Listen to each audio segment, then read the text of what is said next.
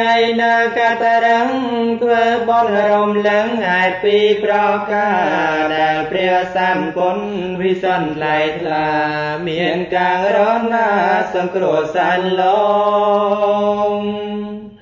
មាកាំងបនមីប្រជុំសាវាំងសន្និបាតជានៃព្រះមានជងប្រកបដោយអង្គសង្ច្រើនកកងឆ្លងផនចាលោកមិនមានអាល័យមាកាំងបនមីថ្ងៃព្រះសាស្តាត្រង់ត្រាំងវាចាមិនមានតងភ័យ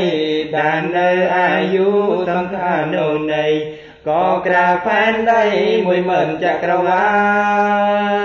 លមាកាំងបនមីមានហេតុផ្លែកអង្គចាចំឡែកមានក្នុងសាសនាជាប់ដោយព្រះគុណនៃព្រះសម្មាតាមពុននោះណាករណាក្រៃលែងមាកាំងបនមីមានចិនសាធាជ្រះថ្លាក្រមគ្នាក៏រំកើតក្រែងបូជាព្រះអង្គនិងសង្គមម្ដែងមានចិនស្ញំស្ញែងបូជាដល់គុណមាកាំងបនមីក្រុមពួកសង្ឃជីបរិស័ទមូលមីប្រសាពេកពុនប្រព្រឹត្តបូជាអង្គកាយបន្ទន់ទាំងចិនតុនភ្លុនដល់អប្របីមាកាំងបនមីចម្រើនកុសលលាកាន់កងវល់ខំប្រឹងលោកលៃធ្វើពេលវេលាឲ្យមានតម្លៃ